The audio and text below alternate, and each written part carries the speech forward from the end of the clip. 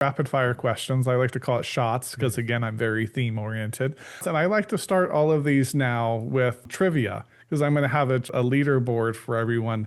But the problem is with all of the trivia is that rather than giving you trivia on stuff you know, I take things that I know that you know and then invert them into something that you probably have no idea about it. So, Great. being that, exactly. And the points are completely made up. So I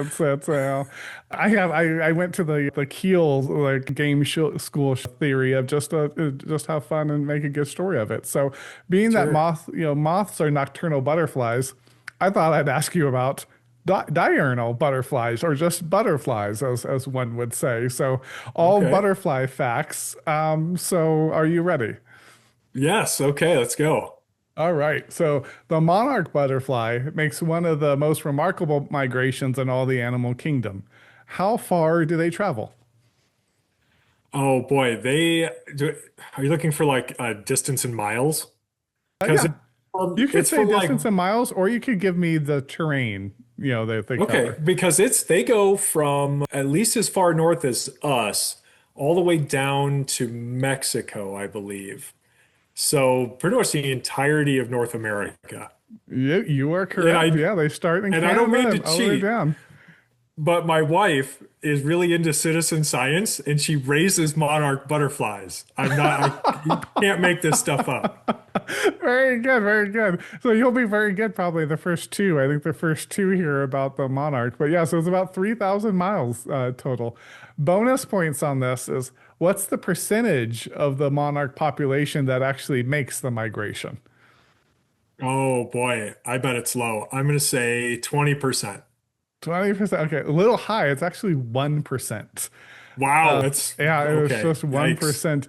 And no single butterfly completes the entire trip. It's actually three or four Right. generations that do it. So monarch are just nonsense. I don't know how it's like the great grandkids are the ones that make it back, and you're like, how would they have any idea? Like I don't know. I guess it's They're really wagon motivated. train. Like, just think about the generations of stories behind this journey at that point, you know? I Of course, know, they're I know. invested. Of course they're going They to make are. it. Right, right. Yeah, it's pretty wild. It's actually not too far from me here. They have a big spawning area in about the Pismo Beach, kind of Central Coast, California.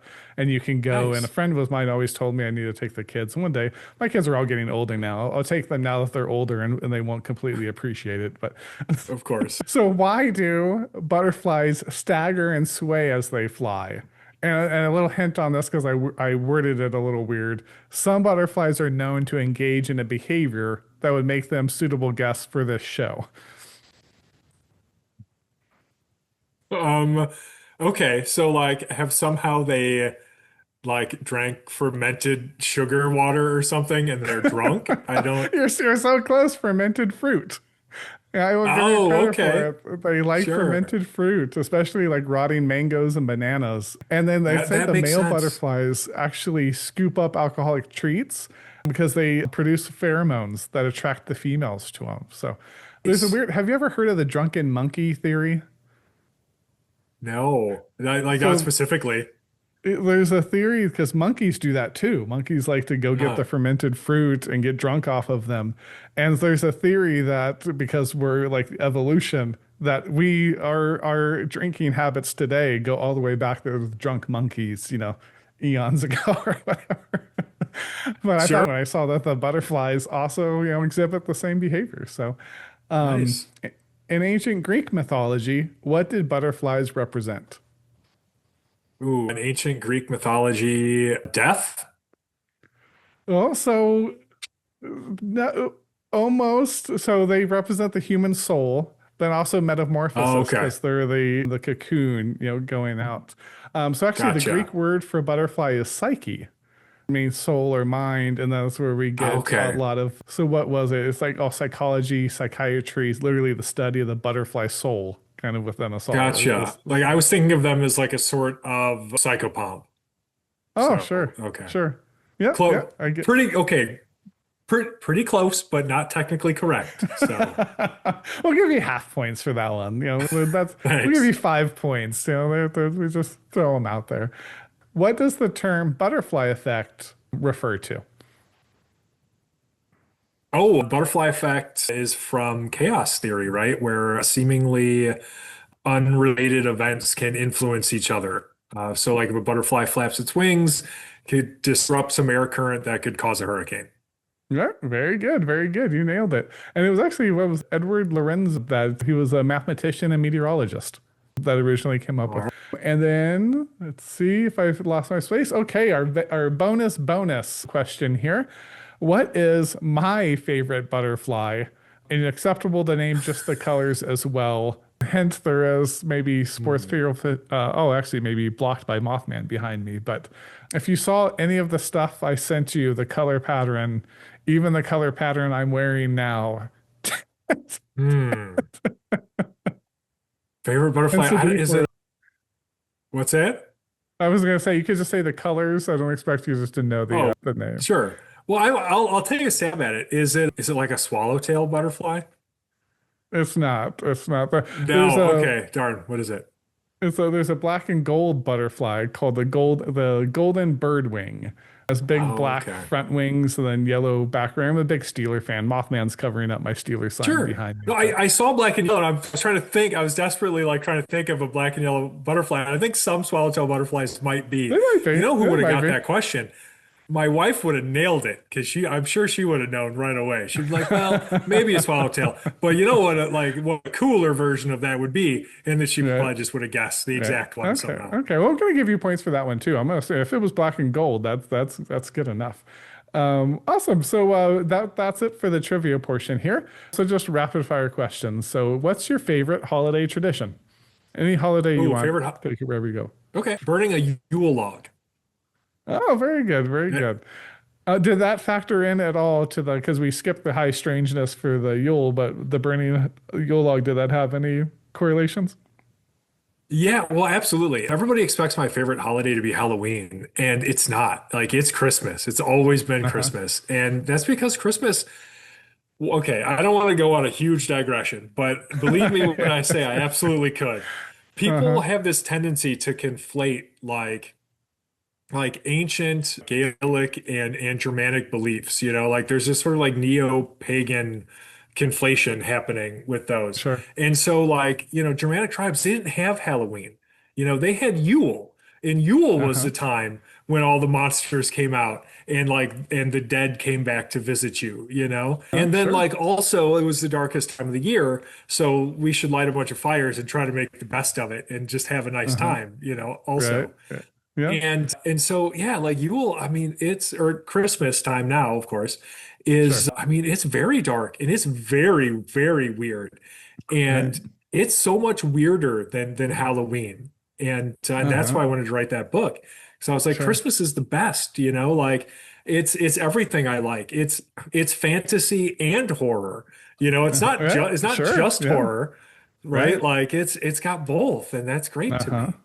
Right. Yeah, no, that's a great point. Well, so we can talk after or email after, but maybe we can have you on again and we'll just do a special Christmas one and we'll talk all the Yule stuff. That would be super fun. Sure. What's the biggest risk you've ever taken? Ooh, biggest risk. I don't Probably going back to school, honestly. I went back to school at like 27 and I wanted Okay. to because I wanted to get my English degree. I wanted to be a writer. Uh-huh. And that's a huge risk because you have no idea if writing is ever going to pay off, like ever. Sure, sure. So, yeah, like Okay.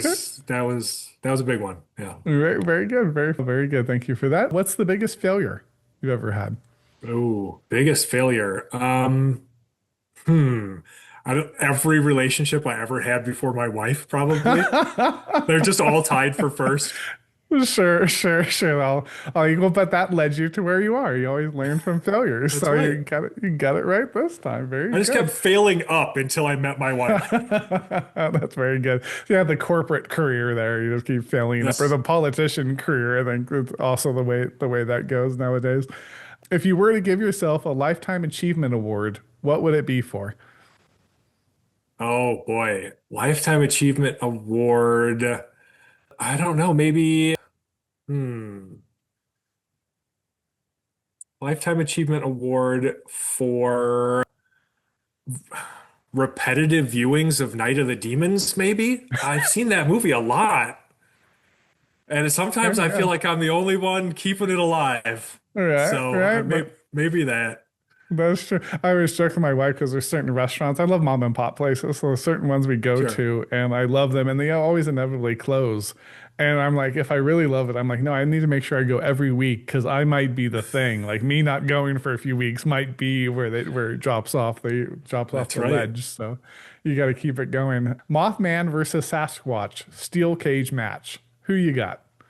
Oh, if it's a steel cage, Sasquatch Hmm. is going to rock Mothman. Like Yeah. Mothman can't get away. Sasquatch is going to just pick him up by like his skinny legs and just wail on him.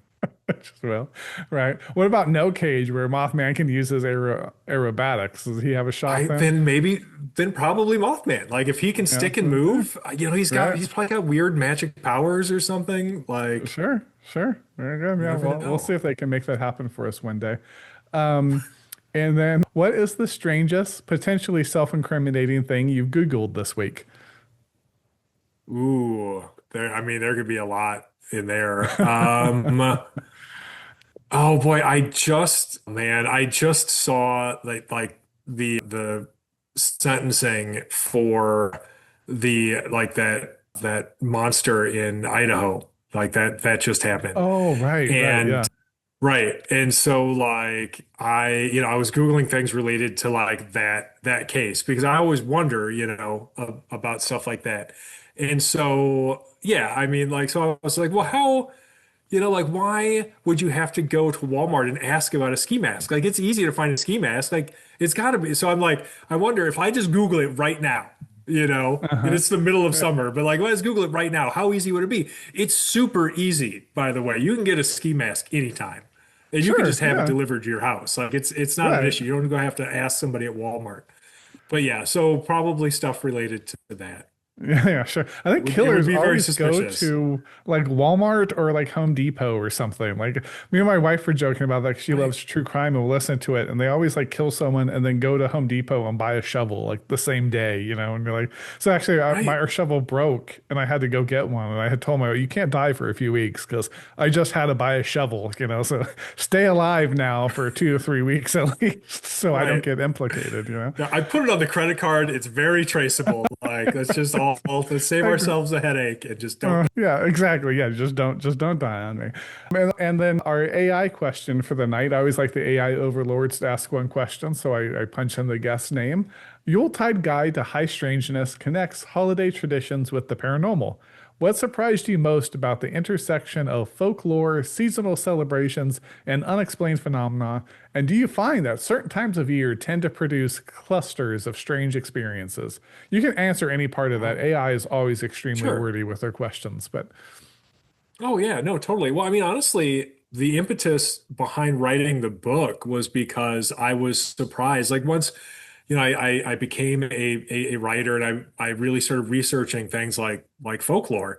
I was surprised at how closely so much of that folklore mirrored paranormal experiences that people are still reporting today. Everything from uh-huh, UFO sightings to alien abduction to ghosts and hauntings to Sasquatch sightings. Like they're represented in these Christmas stories, which uh-huh, is sure. bizarre to me.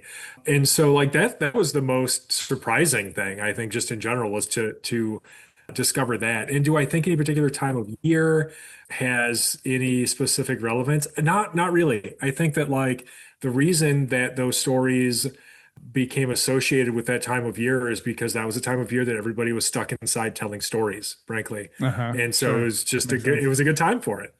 Uh-huh, right, right. Well, and it's so dark too, right? I mean, you Yeah, feel like there's more ghosts and more things lurking in the woods when it's, dark at 4 in the afternoon as it is around here. right. So, Yeah. and then final question for our shots portion here. Favorite podcast and why is it Writers Drinking Whiskey? Well, because this is the one that had me on, of course. So naturally, something that most people don't expect to learn about me probably is that most of the podcasts I listen to are about tabletop role-playing games. They have nothing to do Uh-huh. with any of this, So I'll Sure, listen to sure. like Glitter Boys is one of my favorite. Probably nobody has heard of this podcast, but I love it because it talks about Palladium, like the specific company in the tabletop role-playing game space and their Uh-huh. games, which aren't Right. even like super popular games anymore. So Uh-huh. it's like the fringe of the fringe. But like that's mostly what I Right. listen to, like my very specific nerd interests. Thanks for checking out this clip of Writers Drinking Whiskey. For the full interview, check out the main channel. I'll have it linked on the screen here and in the description. I'm sure you know where that is. And if you want more from Writers Drinking Whiskey, check us out on the main channel. We have full-length interviews, author panels, shenanigans of the highest order. It is a load of fun. We hope to see you there. Cheers.